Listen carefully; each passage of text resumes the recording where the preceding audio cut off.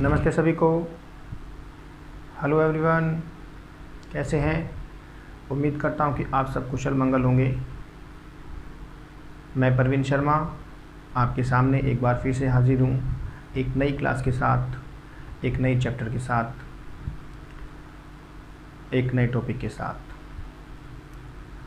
आइए बच्चों, आज हम करेंगे चैप्टर नंबर 2 का पार्ट 2।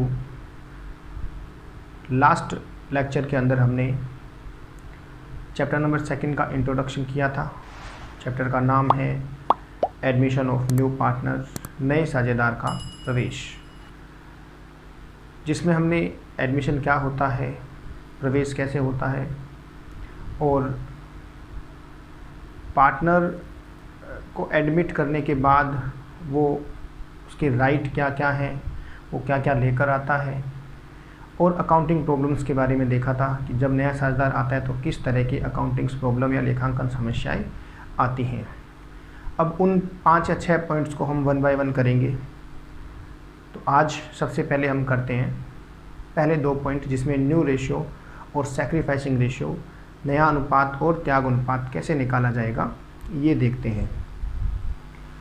देखिए बच्चों, एडमिशन के समय चैप्टर का नाम मैं लिख देता हूँ।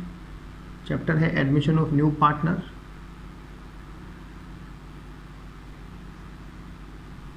नए साझेदार का प्रवेश, जो साझेदारी फर्म के पुनर्गठन के अंतर्गत आता है। आज हम इसमें करने वाले हैं 2 पॉइंट एक साथ। एक तो आपका है न्यू रेशियो,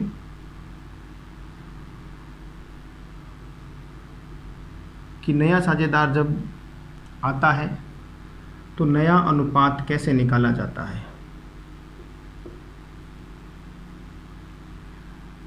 और इसी के साथ ही हम सेकंड पॉइंट कर लेंगे, जिसका नाम है त्याग अनुपात, sacrificing ratio.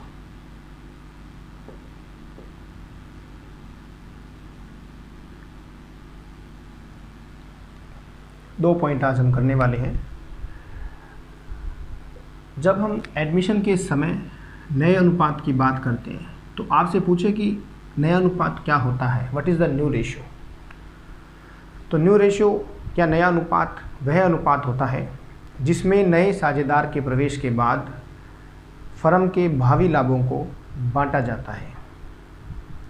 A new ratio is which ratio in which all partner distribute the future profit of firm, कि जिसमें सभी साझेदार फर्म के लाभों को भविष्य में बांटेंगे। वो क्या होगा? नया अनुपात होगा साझेदार के प्रवेश के बाद, उसे हम न्यू रेशियो कहेंगे।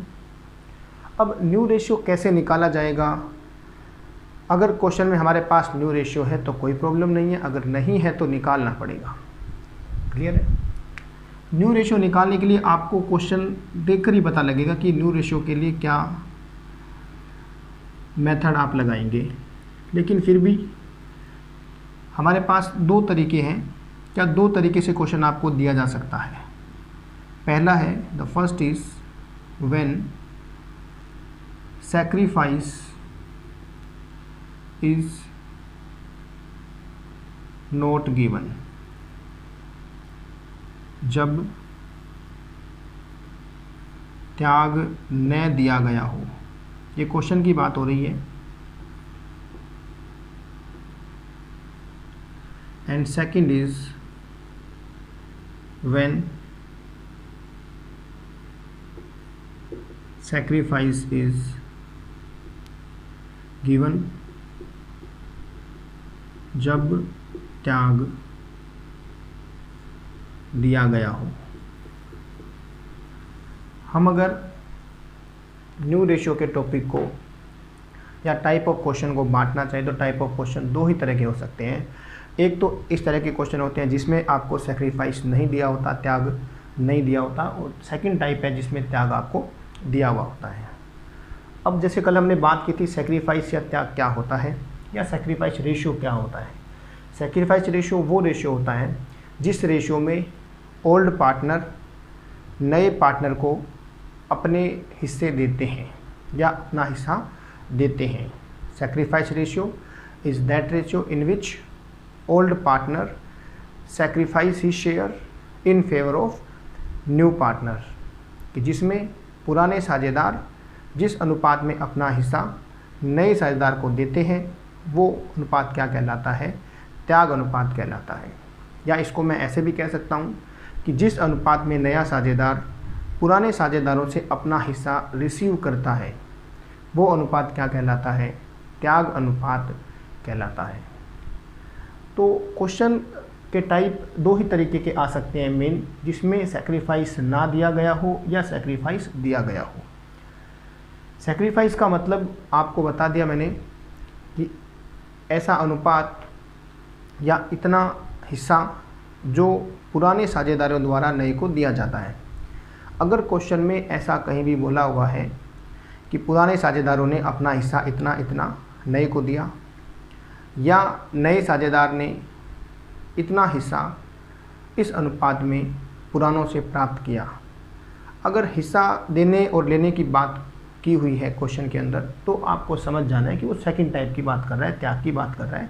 अदरवाइज़ जो क्वेश्चन है वो बिना सेक्रीफाइस के आएगा। जैसे इसमें न्यू रेशियो के अंदर 5-6 कंडीशंस आपके बुक में दी हुई हैं उसके अकॉर्डिंग, लेकिन कंडीशन इंपॉर्टेंट नहीं है। इंपॉर्टेंट क्वेश्चन के फ्रेम को समझना है कि क्वेश्चन है क्या, सेक्रीफाइस दिया है या नहीं दिया है, उसी के अकॉर्डिंग क्वेश्चन सोल्व होगा। अब सेक्रीफाइस में भी आप देखेंगे जब दिया हो तो सेक्रीफाइस के अंदर त्याग जो है कभी बराबर होगा कभी बराबर नहीं होगा, लेकिन क्वेश्चन करने का तरीका सेम रहेगा। क्लियर है? साथ ही बात कर लेते हैं सेक्रीफाइस रेशियो की। मीनिंग हमने कर लिया, इसका फॉर्मूले की बात करें कि सेक्रीफाइस रेशियो का फॉर्मूला क्या होता है। सेक्रीफाइस रेशियो या त्याग अनुपात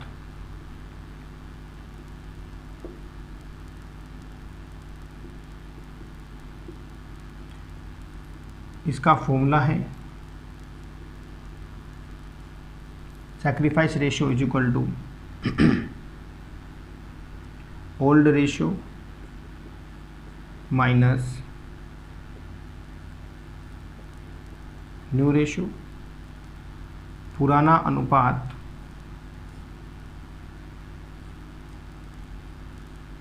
माइनस नया अनुपात।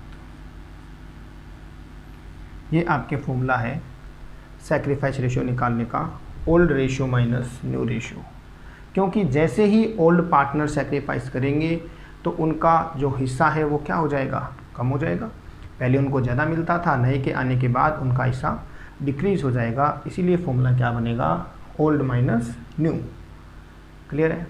अब हम क्वेश्चन के through, different type of example के थ्रू क्वेश्चन को समझते हैं। देखिए, जैसे फॉर एग्जांपल बात करते हैं,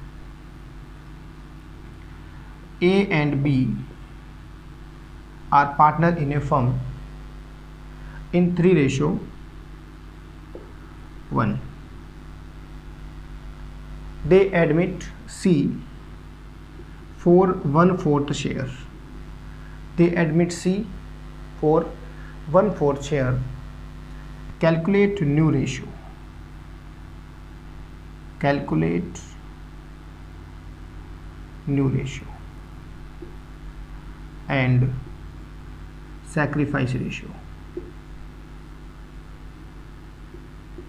ये आपके सामने क्वेश्चन है। क्लियर है? अब देखिए, मैं दोबारा बता देता हूँ आपको। ए और बी 3:1 के साझेदार हैं। उन्होंने सी को 1/4 हिस्से के लिए साझेदार में प्रवेश दिया या फर्म में प्रवेश दिया, और नया अनुपात और त्याग अनुपात की गणना करें। ये क्वेश्चन है। अब इस क्वेश्चन के अंदर अगर हम पढ़ते हैं तो हमें ये कहीं भी नहीं दिया हुआ कि जो नया साझेदार है उसने अपना हिस्सा जो 1/4 है वो कैसे प्राप्त किया।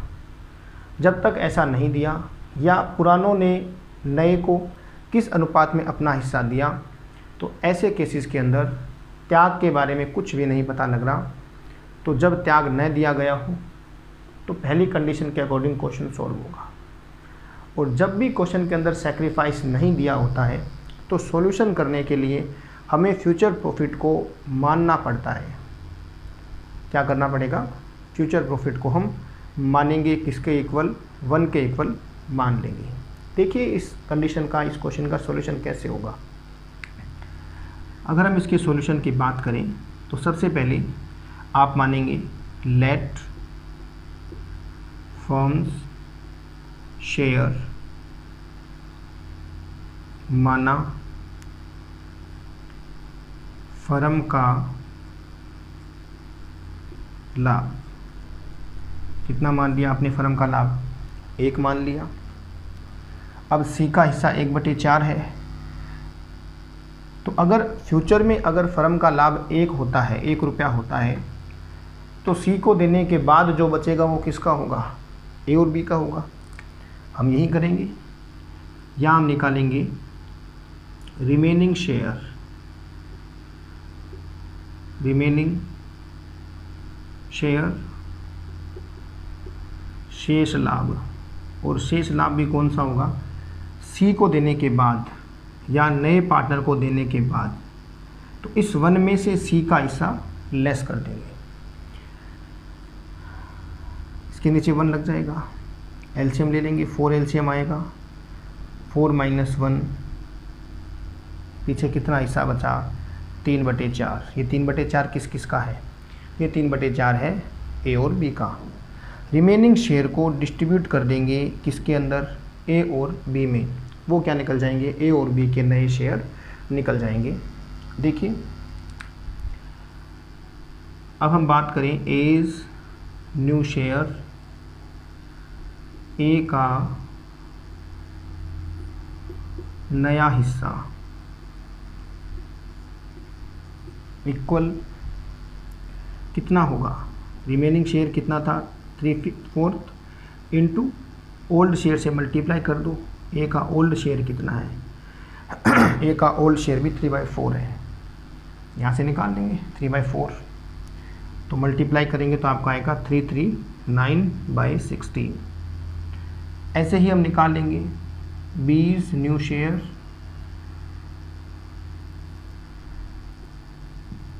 बी का नया हिस्सा, बी का नया हिस्सा रिमेनिंग शेयर 3/4 था, बी का पुराना हिस्सा कितना था, 1/4, मल्टीप्लाई कर दीजिए 3/16। हमारे पास ए का नया हिस्सा आ गया, हमारे पास बी का नया हिस्सा आ गया, और सी का शेयर 1/4 दिया हुआ है। जब तीनों के शेयर आ जाते हैं तो हम तीनों को अनुपात में रखेंगे और न्यू रेशियो निकाल देंगे। देखिए अगर हम बात करें अब हम नया अनुपात की या न्यू रेशियो, तो न्यू रेशियो किस किस के बीच में होगा, ए, बी और सी। तीनों के नए हिस्से रख दीजिए आप। ए का नया हिस्सा जो आया था वो 9/16 है, बी का 3/16 है, एंड सी का आपको गिवन ही है। एलसीएम लेके इसे इक्वल कर दीजिए, 16 से कैंसिल, 9/3/4। तो ये कितना आया, 9:3:4। ये आपका हुआ आंसर। क्लियर है, आ रही समझ में आपको। ये नया अनुपात होगा ए बी सी तीनों के बीच में। पहली कंडीशन जिसमें सैक्रिफाइस नहीं दिया गया, त्याग नहीं दिया गया है, सीधा आपको कहा है कि ए बी का इतना अनुपात था, सी को इतने हिस्से के लिए एडमिट किया, नया अनुपात बताइए। हमारा आधा क्वेश्चन हो गया, नए अनुपात तक का क्वेश्चन हमने कर लिया। जब भी त्याग नहीं दिया होगा तो क्वेश्चन को करने के लिए क्या करेंगे, फर्म के पूरे लाभ को 1 मानेंगे और फिर हम रिमेनिंग प्रॉफिट निकालेंगे, रिमेनिंग शेयर निकालेंगे, एक में से लेस कर देंगे न्यू के शेयर को, रिमेनिंग शेयर को डिस्ट्रीब्यूट कर देंगे उनके ओल्ड रेशियो में। क्लियर है, ये आपकी फर्स्ट और सिंपल इजी क्वेश्चन था जिसमें आपने न्यू रेशियो निकाला। जब तीनों के नए हिस्से आ जाएंगे तो आप उसे अनुपात में रखेंगे तो आपका आंसर आ जाएगा। क्लियर है। अच्छा, आप चाहते हैं कि मैं ऐसे ना करूं, ये आपको अगर थोड़ा सा लॉन्ग मेथड लगता है तो डायरेक्ट आप क्या करें, जैसे ए का 9/16 है, बी का 3/16 है और सी का 1/4 है, तो आप बेस इक्वल कर दीजिए। जैसे यहाँ नीचे 16 है और यहाँ भी क्या है 16 है, तो इसको 16 बनाने के लिए क्या करना पड़ेगा, अगर मैं ऊपर नीचे 4 से मल्टीप्लाई कर दूँ तो कोई फ़र्क नहीं पड़ने वाला। तो यहाँ क्या आएगा 4 1 जा 4, 4 4 जा 16, 4 एकम 4 और 4 गुना 4 कितने होंगे 16, तो सी का हिस्सा आ जाएगा नया। बेस इक्वल कर दो। दो तरीके हैं, अब रेशियो आ गया 9 3 4, या तो आप डायरेक्ट बेस इक्वल कर दो या आप अनुपात में रख कर भी क्या कर सकते हो, बेस इक्वल करके एलसीएम लेके भी क्वेश्चन को सोल्व कर सकते हो। इस तरीके से आपका न्यू रेशियो निकल जाएगा। क्लियर है? ये आपका सिंपल क्वेश्चन था जिसमें त्याग नहीं दिया गया था। देखिए नेक्स्ट क्वेश्चन करते हैं।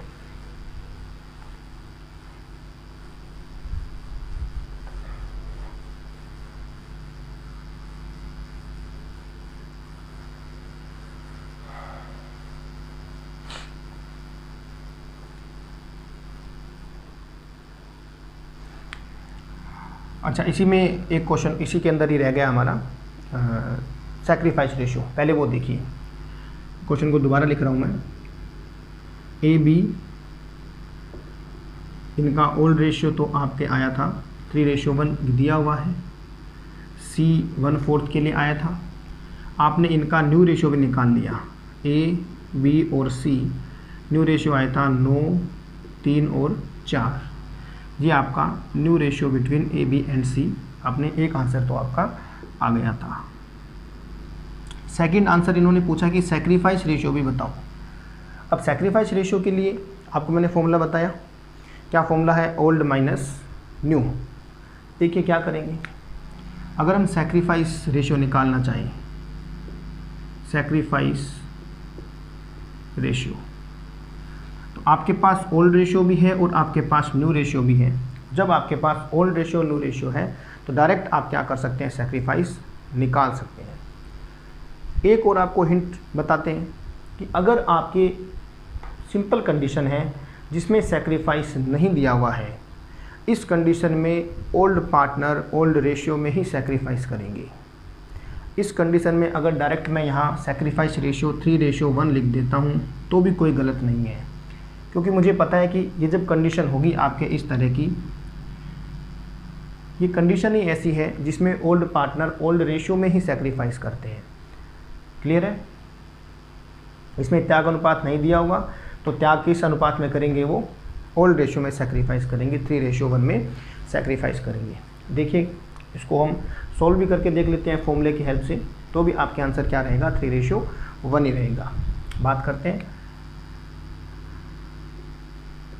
एज सैक्रिफाइस, अलग अलग निकालना पड़ेगा। ए का त्याग, अब फॉर्मूला आपको बताया कि फॉर्मूला है old ratio minus new ratio. हाँ जी सर बिल्कुल सही है, ओल्ड माइनस न्यू। तो ए का ओल्ड शेयर कितना था, ए का ओल्ड शेयर था 3/4 3/4।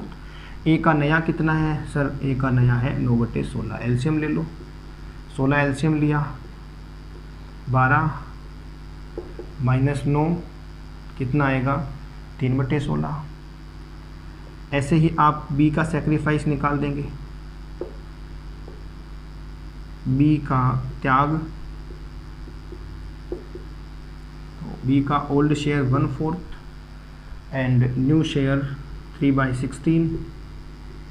16 एलसीएम ले लीजिएगा,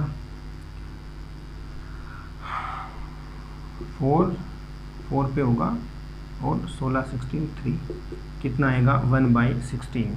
अब ए का त्याग आया 3/16, बी का त्याग आया 1/16, और दोनों के त्याग को क्या कर दो, अनुपात में रख दो, ए अनुपात बी। अगर मैं 3/16 और 1/16 का एलसीएम लेके अनुपात निकालना चाहूँ तो क्या आंसर आएगा, 3:1 आएगा। क्लियर है? तो जब फर्स्ट कंडीशन है या सिंपल कंडीशन है या क्वेश्चन में सैक्रिफाइस रेशियो नहीं दिया हुआ है तो उस केस के अंदर ओल्ड पार्टनर ओल्ड रेशियो में ही सैक्रिफाइस करते हैं।